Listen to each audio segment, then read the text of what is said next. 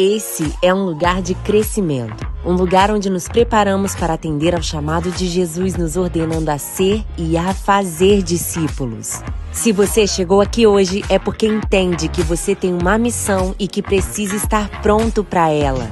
Agora, nós te convidamos a estar com os ouvidos e o coração aberto para ser ministrado por Deus através da vida dele. Casado com Raquel e pai dos trigêmeos Júlia, Guilherme e Gustavo, Bruno Albino é sempre porta-voz de Deus para nós aqui da Vinde. É um homem que prioriza a Deus e o tem como centro da sua vida. Tem servido ao reino e à sua igreja local, AD Zona Sul, na Gávea, como pastor vice-presidente. Bruno é diretor do seminário da igreja e líder do projeto Na Mesa, um projeto incrível sobre discipulado. Abençoa vidas pelo Brasil, trazendo em suas mensagens uma visão cristocêntrica do reino e tem como propósito de vida viver para a glória de Deus. Pastor, líder, pregador, palestrante, discipulador, Bruno tem um lindo ministério baseado na dedicação e fidelidade à palavra de Deus. Aí Jesus fala, quem quiser me seguir, pegue a sua cruz e siga-me. Falar de cruz antes de Jesus carregar uma cruz é muito diferente de falar de cruz depois que Jesus carregou a cruz. Ninguém viu um justo morrer na cruz até então. Ele está dizendo, quem quiser me seguir, carrega a sua cruz e siga-me. Ele continua e ele vai contar duas parábolas sobre custo. Ao homem que para construir uma torre não faz o cálculo primeiro. Quanto eu vou gastar? O quanto de concreto vai precisar? O quanto de dinheiro vou precisar? Para que no meio da obra ele pare e fale, não tenho mais como terminar. E quem viu ele iniciar, começa a dar risada. Começou e não terminou. Por quê? Porque não calculou. Jesus está dizendo, quer ser discípulo? Calcule o tamanho do preço que tu vai pagar. Para que você não começar a 100 por hora e daqui a pouco parar no meio do caminho e alguém falar, é o que gritava mais na igreja. Calcule antes o preço a ser pago, para tu não iniciar e parar no meio do caminho. Deus está dizendo, ei, calcule o preço que tu vai pagar. Alguém olha e diz, eu não sabia que ser crente é tão difícil. É complicado, mas tem graça, tem misericórdia, tem bondade. Eu calculei o preço. O preço é alto, mas vale a pena. O custo foi alto, mas a obra não para.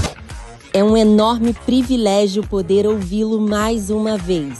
Vamos receber agora, com muita alegria, na conferência Discípulos da Vinde Church, Pastor Bruno Albino. Glória a Deus, a paz do Senhor. Amém. Abra sua Bíblia, Lucas capítulo 15, versículo 25. Lucas capítulo 15, 25, glória a Deus. Lucas capítulo 15, versículo 25. Deixaram a água aqui ainda do Nilton. Vou beber para ver se a unção passa pela água. Tá doente não, né, varão? Deus abençoe. Lucas capítulo 15, versículo 25. Glória a Deus. Diz assim: o filho mais velho estava no campo quando voltou. E chegou perto de casa e ouviu a música e as danças. Chamou um dos criados e perguntou-lhe o que era aquilo. E ele lhe disse: veio teu irmão, o teu pai matou o bezerro gordo, porque o recebeu são e salvo. Mas ele se indignou e não queria entrar. Então, saindo o pai, insistiu com ele. Ele, porém, respondeu ao seu pai: olha, sirvo-te há tantos anos, sem nunca desobedecer as tuas ordens, e nunca me deste um cabrito para alegrar-me com os meus amigos. Vindo, pois, esse teu filho,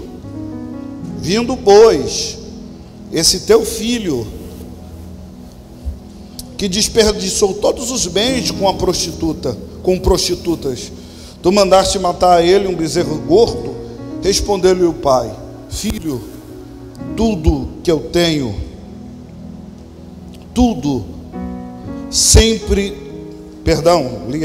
respondeu-lhe o pai: filho, tu sempre estás comigo, e todas as minhas coisas são tuas.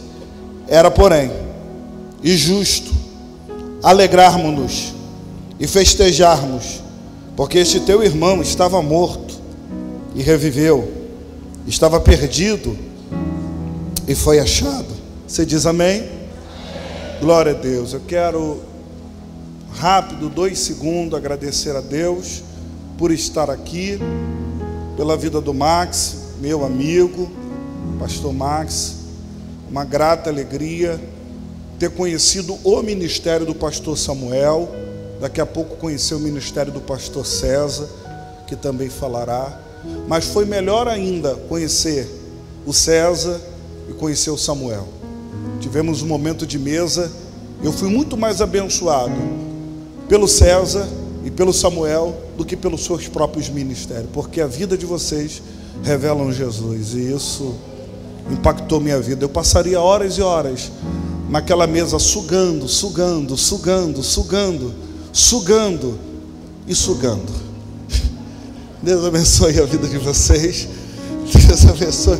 Foi fantástico estar com vocês e ainda saber que o Maxwell pagou o almoço. Aleluia.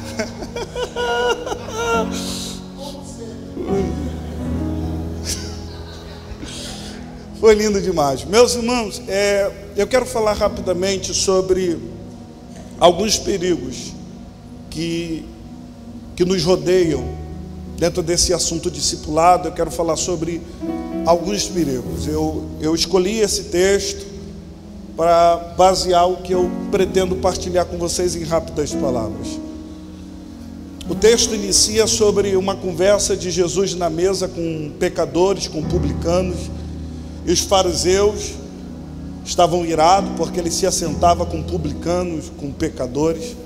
E Jesus propõe encontrar 3 parábolas para dar uma resposta àqueles fariseus. A primeira parábola ele vai contar sobre aquela dracma, depois vai falar sobre a ovelha. Tanto a parábola da dracma e da ovelha vai se juntar na última parábola, que é a parábola dos pródigos. Porque a parábola da dracma é algo que se perde em casa, a parábola da ovelha é algo que se perde fora de casa. E a parábola do pródigo é alguém que se perde fora e alguém que se perde dentro. Então Jesus está mandando uma mensagem sobre o que foi, mas a mensagem mais clara que eu vejo nesse texto é para falar sobre o que ficou. Porque o centro da mensagem era quem ficou. Por que era o centro da mensagem? Porque é uma resposta aos fariseus. Jesus estava dando uma resposta aos fariseus sobre aqueles que estão perdidos dentro da casa do Pai. O pior perdido não é o perdido que está lá fora, o pior perdido é o perdido que está aqui dentro. Porque aqui é o lugar de se achar, aqui é a palavra para se encontrar, mas ele não se encontra, ele continua perdido aqui dentro. E algumas lições eu tirei desta pequena parábola. Eu não vou fazer uma exposição sobre o contexto da parábola. Eu quero ser bem prático, bem direto para a sua vida. Para a sua vida.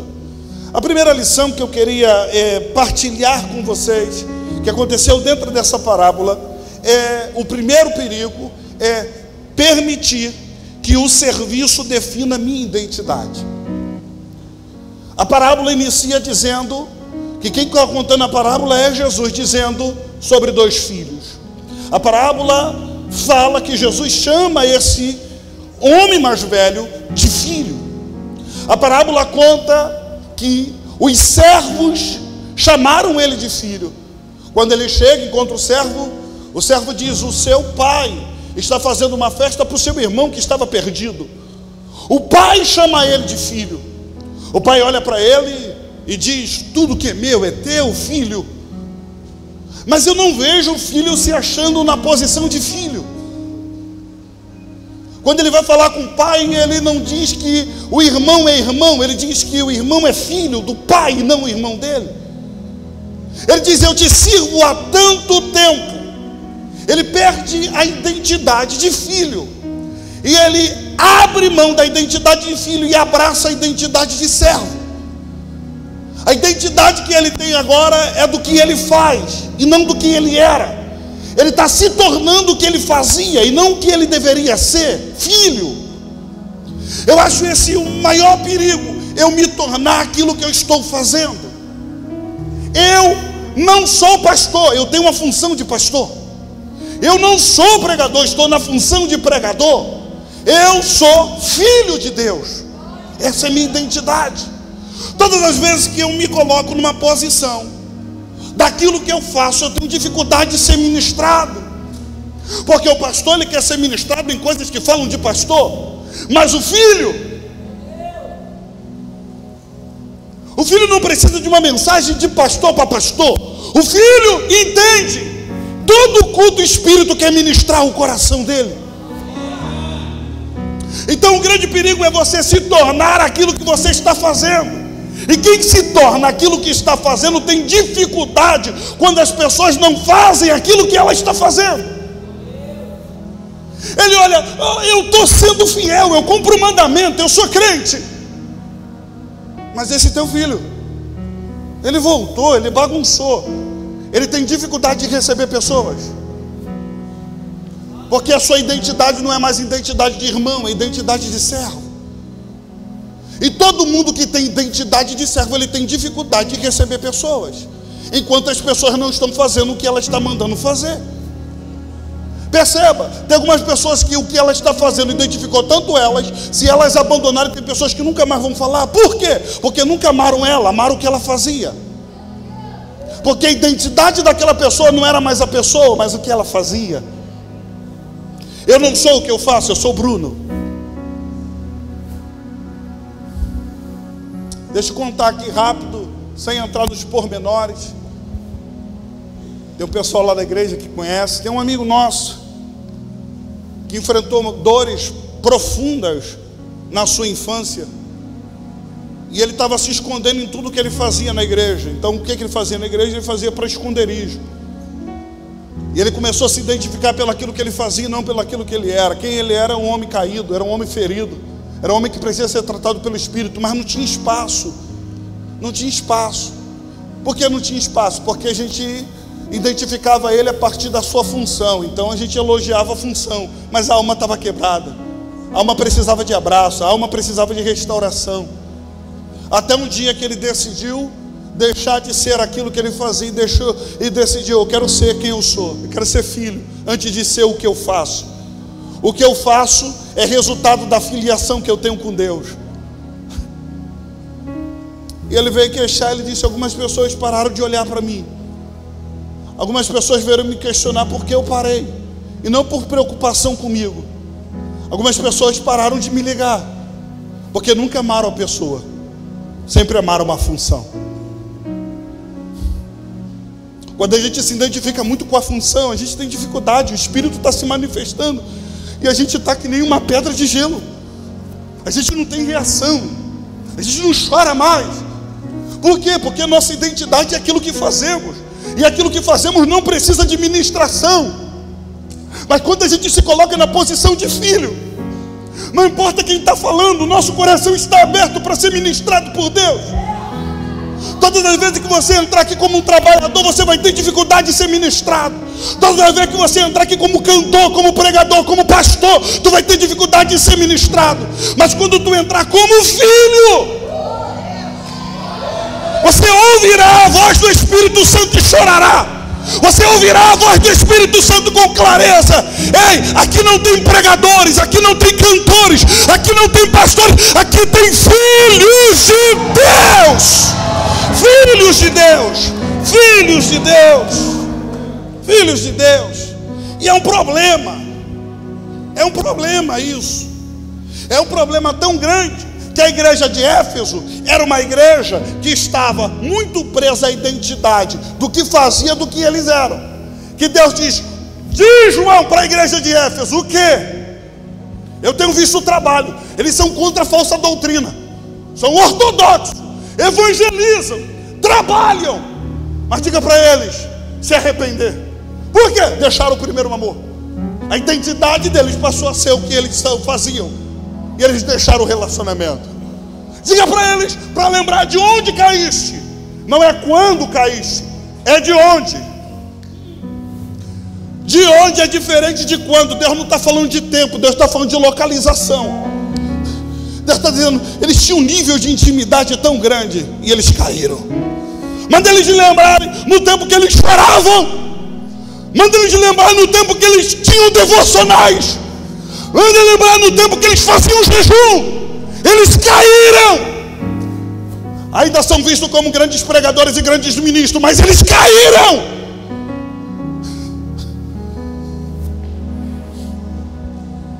Arrependa-te antes que eu feche essa igreja. Porque a igreja onde as pessoas são identificadas pelo que faz e não por filiação, Jesus quer fechar essas igrejas. A proposta dele é: eu vou fechar essa igreja, manda todo mundo mudar de vida ou eu fecho essa igreja.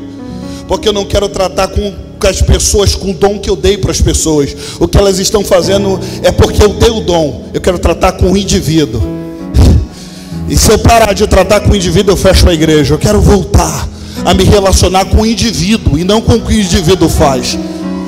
Ô irmão, aí a gente vai parar com esse negócio de ficar horas e horas fazendo jejum, porque a gente vai pregar na semana. A gente vai fazer o jejum a semana inteira para estar mais íntimo de Deus.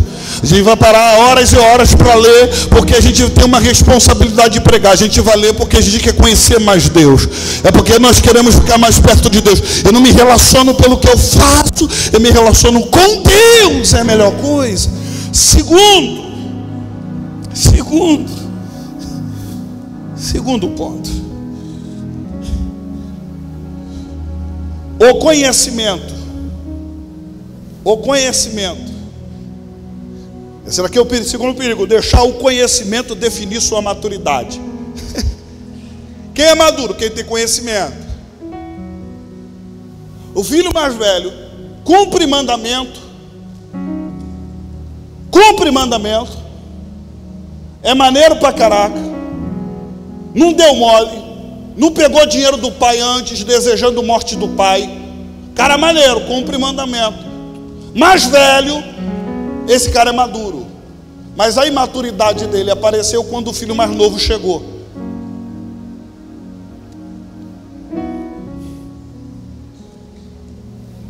Porque conhecimento não revela maturidade, mas aplicar conhecimento, isso manifesta maturidade. Tem muita gente com muito conhecimento que entra numa conferência, vai em outra, faz um curso, faz outro, mas continua imaturas. Porque minha maturidade não tem a ver com o quanto eu sei, mas o quanto eu aplico aquilo que eu sei.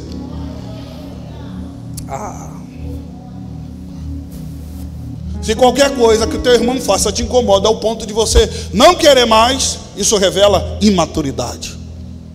Ele é imaturo. Esse cara é imaturo. Ele tem dificuldade de um filho que está voltando. Ele está com medo de perder espaço porque ele é imaturo.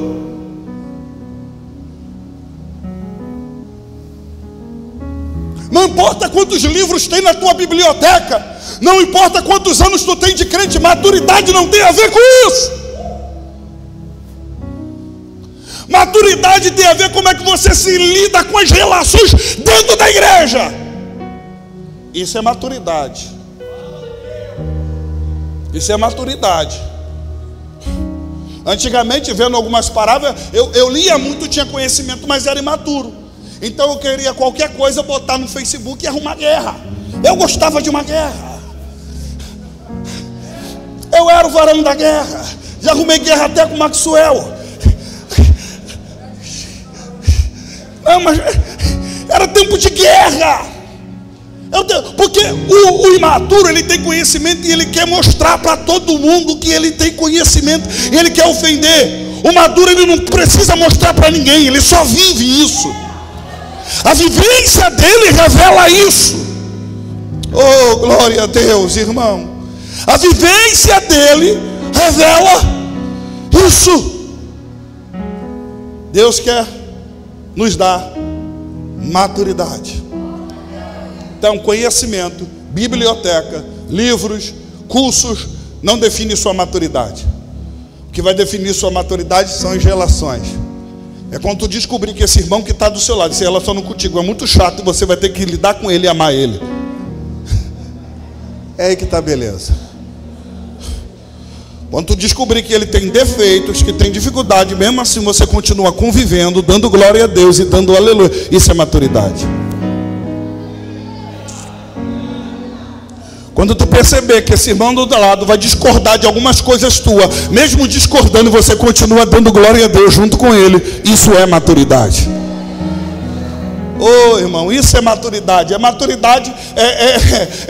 Eu lembro da maturidade de Marcos. Marcos era um meninão. Paulo olha e diz: cara, você não serve, vai embora, tu está trazendo problema para a viagem missionária. Mas Paulo entendeu, Marcos amadureceu. E quem amadurece não fica com o coração endurecido, me manda embora e agora quer que eu volte. Marcos volta. Chama João Marcos, porque ele é útil. Pessoas maduras não se ferem porque alguém saiu, porque alguém foi tirado. Pessoas maduras entendem: eu trabalho pelo reino, eu me envolvo pelo reino, eu me movo pelo reino para a glória de Deus. Pessoas maduras.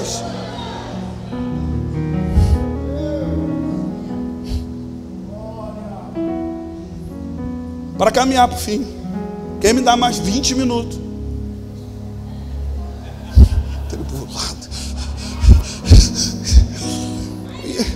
A imaturidade está querendo me tomar, dizendo: roube o tempo. Pensou, né? Deixa eu aplicar isso daqui para ir para o terceiro ponto. Todo imaturo não está aberto para correção. Todo imaturo tem dificuldade com correção. Mas eu trabalho há tanto tempo. Está errado. Mas eu sou obreiro tal. Está errado. Ô irmão. Ô irmão, se abrirmos mão da correção, é que abrimos mão do crescimento. Precisamos ser corrigidos diariamente, constantemente. Eu tenho uma relação discipuladora com o Max. Eu ligo para ele, eu fico 2 horas conversando com ele. E às vezes eu tenho uma percepção. Daqui a pouco o Max dá uma palavra, eu falo: cara, ele quebrou minha visão toda, quebrou tudo. Ele me destruiu, tal. Ele quebrou toda a minha perspectiva. Ele me trouxe de novo para o Evangelho. Ele abriu minha visão. Porque correção é o caminho para o crescimento. Cuidado, irmão. Cuidado, não ande na imaturidade. Ai, me corrigiu, não volto mais para a igreja. Me corrigiu, não trabalho mais. Me corrigiu, não faço mais nada. Isso é coisa de imaturo. Todo crente imaturo, ele foi exortado. Dói no ego, dói no orgulho, dói na vaidade. Mas eu vou lá de novo. Dói. Não vai ser fácil, vai doer. Tu vai chorar, vai sangrar. Tu vai sentir até raiva de vez em quando. Mas Deus está dizendo: erga a cabeça, bata o pé no chão e diga: vou continuar fazendo para a glória de Deus. Para a glória de Deus.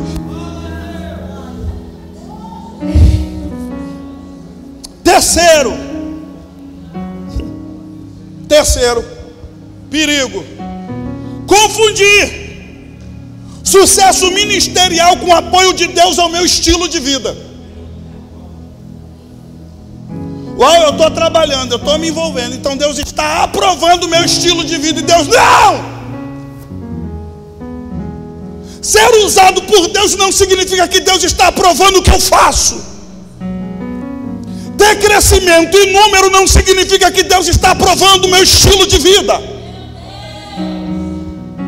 Ah, pastor, mas é muito usado por Deus. A mula foi usada, mas continuou sendo mula.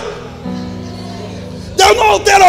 Agora tu vai virar uma santa mula. Não, tu é mula. Amém. Tu não ora, não lê a Bíblia, mas tudo que está fazendo, está prosperando, tu está dizendo: Deus é comigo. Não, Deus é com a obra dele, contigo não. Deus não está aprovando o seu estilo de vida. Sabe por que a gente está com tanta bagunça e com tanto escândalo? Porque a gente está confundindo o sucesso com a aprovação de Deus com o estilo de vida. Então as pessoas têm dificuldade. Se você bota evangelho. Por exemplo, o caso da menininha que ficou revoltada porque estava profetizando: Deus está na sua família para um casamento homoafetivo. Deus é contigo e vai prosperar o seu lar. É loucura! E alguém está dizendo que ela está pregando Jesus. Não é Jesus! Mas tem 5 mil seguidores. Pode ter 10 milhões, 100 milhões. Deus não aprova esse estilo de vida. Não confunda número com aprovação divina. Tem coisas que estão cheias, mas Deus não está presente. Deus está reprovando. Oh, glória a Deus. Sua vida vale mais do que você faz. Eu vou repetir, sua vida vale muito mais do que você faz. A gente volta àquela nossa conversa cedo. Não priorize fazer, priorize ser. Priorize ser. Priorize ser. Oh, irmão, o melhor estilo de vida é perto de Deus, próximo de Deus, conectado com Deus. A pergunta que fica: Deus está aprovando o seu estilo de vida? Feche os seus olhos. Reflita. Deus está aprovando o seu estilo de vida?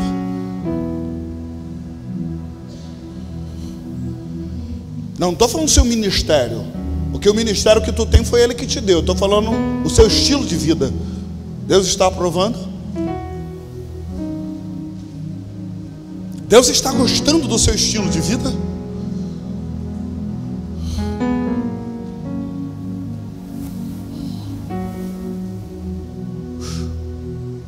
Esse estilo de vida que a gente acha que todo mundo é concorrente, que todo mundo está lutando um contra os outros, Deus está provando isso?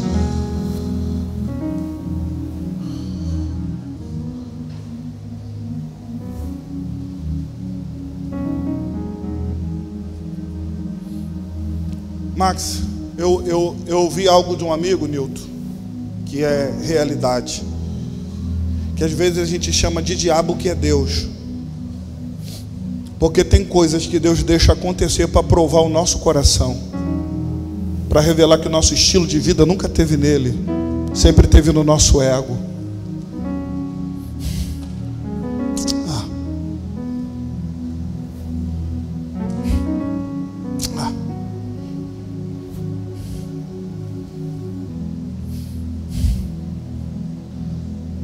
A aprovação que nós queremos às vezes não tem a ver com Deus, tem a ver com a aprovação do nosso ego, da aceitação das pessoas. Mas você está disposto a ser aceito por Deus? Viver um estilo de vida que agrada a Deus? Ninguém vê, ninguém contempla, mas Deus está fluindo, Deus está se manifestando. Aí eu caminho para a gente orar.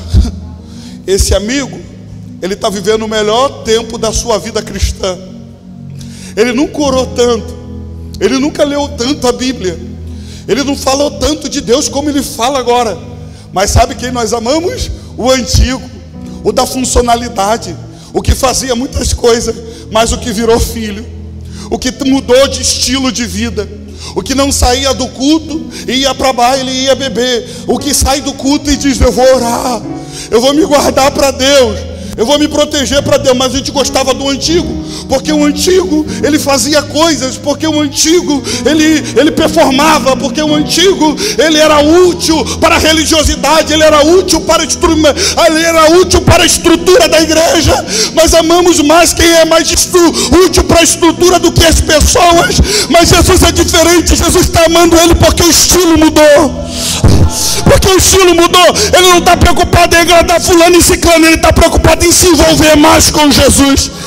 Eu nunca vi ele tão apaixonado por Jesus como está agora.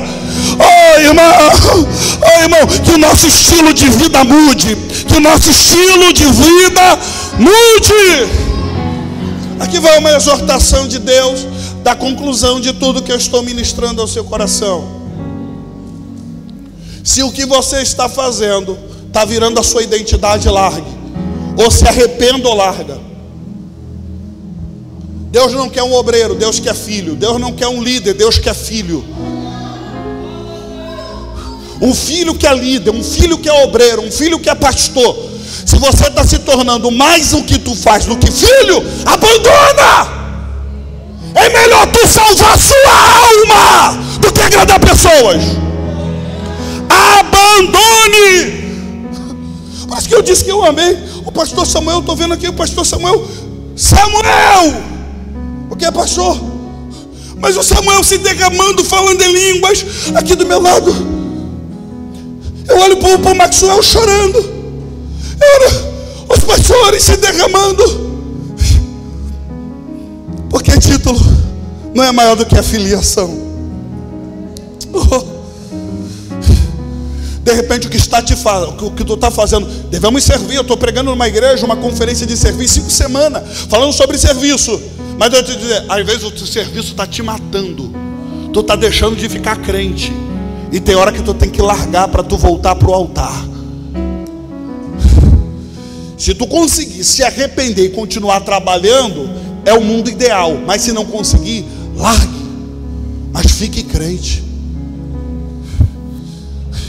A maioria das pessoas que eu vi desviada, se desviaram depois de fazer algo na obra de Deus. Eu falei, era ministro, largou o cargo, desviou. Tiraram, desviou. Porque eles se tornaram aquilo que faziam. Tem hora que Deus está dizendo, abandone. Tem hora que Deus está dizendo, vai para o esconderijo. Tem hora que Deus está dizendo, vai para o lugar da oração de novo. Você não consegue nem mais ser ministrado. Tu fica no culto pensando em cálculo. Tu fica no culto pensando quem vai ali, quem vai cá. Tu fica no culto pensando qual sermão pregar, qual coisa fazer. E tu já não é mais ministrado. Deus está dizendo, volta para a origem de filho. Oh, volta para a origem de filho. Se tu está perdendo esse lugar, é melhor voltar. É melhor abandonar, é melhor largar. O que vão pensar, não importa o que vão pensar. O importa é o que Jesus está pensando acerca de você. Oh, irmão, eu comecei a dar não, Maxi. Eu comecei a dar não e não tinha a ver que o projeto era ruim ou não, que aquilo não era de Deus ou não. Eu comecei a dar não para salvar minha alma. Eu comecei a dar não para salvar o meu relacionamento com Deus. Tem hora que tu tem que dizer não para você voltar para Deus, irmão.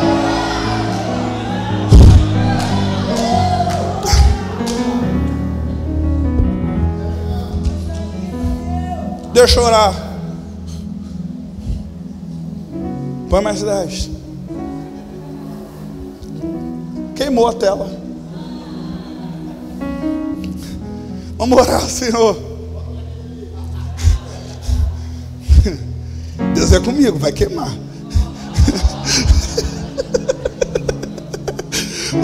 Vamos orar, irmão. Vamos orar, vamos orar.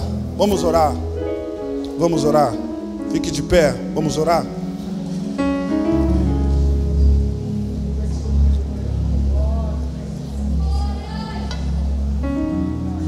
Deixa eu orar. Segure a mão aí do seu irmão, deixa eu orar. Vamos orar. Segure a mão dele, segure a mão dela. Vamos orar. Vamos fazer uma oração de confissão.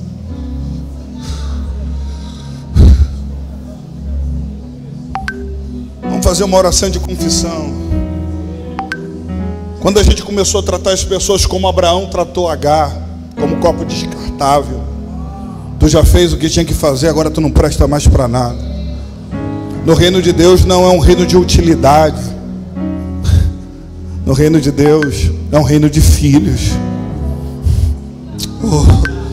Você não é copo descartável, você é filho de Deus.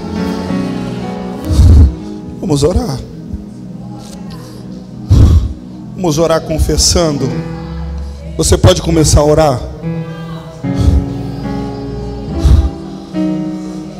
O que está roubando a sua identidade que Deus te deu?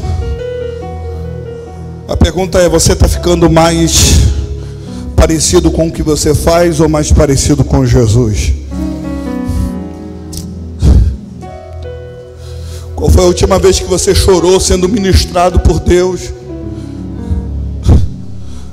Qual foi a última vez, pastor? Qual foi a última vez, líder, que tu sentiu a presença de Deus quando você não estava falando?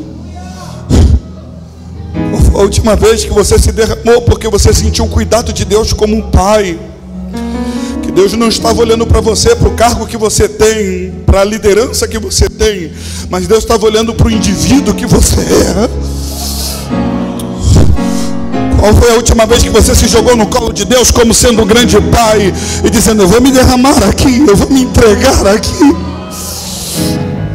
Oh Espírito Santo, eu quero te pedir perdão, Senhor. Eu já chorei tanto aqui hoje, eu quero te pedir perdão. Eu quero te pedir perdão porque em algum momento o meu cargo falou mais alto do que a minha filiação. Eu quero te pedir perdão porque às vezes eu priorizei essa identidade que eu construí na minha mente de que eu sou ministro, de que eu sou aquilo. Mas Deus, não, eu sou filho para ministrar, eu sou filho para pastorar. Oh meu Deus, me perdoe. Todas as vezes que o Senhor estava no ambiente, todas as vezes que o Senhor estava na casa, todas as vezes que o Senhor queria me abraçar, mas eu estava preso ao meu título, eu estava preso ao meu cargo, eu dizendo: eu cheguei à maturidade. Não, eu perdi a filiação. Aí eu já agora, porque tu não se derrama mais, é porque agora eu virei um pastor maduro, um obreiro maduro. Não, meu coração fechou. Eu perdi a gratidão de desfrutar da graça de Deus. Ó Espírito Santo, nos livre desse mal. Nos livre desse mal. Nos livre desse mal. Nós não somos o que fazemos, nós somos o que o Senhor diz que nós somos, filhos amados. O Senhor não morreu na cruz do Calvário para nos dar cargo e títulos. O Senhor morreu na cruz do Calvário para nos reconciliar. Oh, o grito do Calvário, tetelestai, está consumado, era o grito da reconciliação. Eu não abro mão da paternidade.